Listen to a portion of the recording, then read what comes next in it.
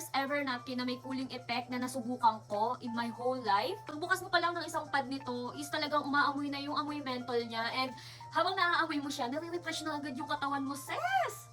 Ang kinagandahan pa dito is super thin lang siya, kaya pag suot mo siya, hindi mo mararamdaman na may napkin ka. Kaya super comfy talaga, and talagang nire-recommend ko to sa mga sisi ko. Plus, mahaba itong gamit ko. Ito ay 9 cm. Ayan, for me, okay na okay sa akin yung haba niya dahil ako, talaga ako, tagusin talaga ako. Madali akong tagusan. Hindi ko alam kung bakit. Super comfy nito, girls, isuot dahil malamig talaga siya sa ating mga tilapia.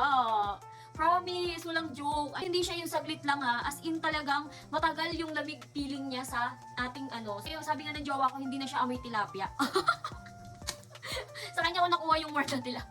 Sa kanya ko nakuha yung word na tilapia. Nakuntawa tuloy ako. So, ayun. Kung gusto mo ito ay order ka lang ng isa, tapos pag hindi nalamigan yung tilapia mo, balikan mo ko. Pero pag nabalikan yung tilapia mo, mag-thank you ka sa akin dahil nalaman mo to. So, ayan. Mura lang din to. Pumapatak lang siya ng 5 pesos ang isa. Grabe, no? 5 pesos lang, tapos iba yung refreshing na mabibigay sa iyo. Iba yung comfort na mabibigay sa iyo pagka meron kang mens.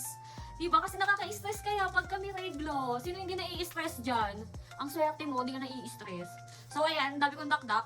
Andyan lang. Pag gusto mo i-try, andyan lang sa yellow basket sa baba.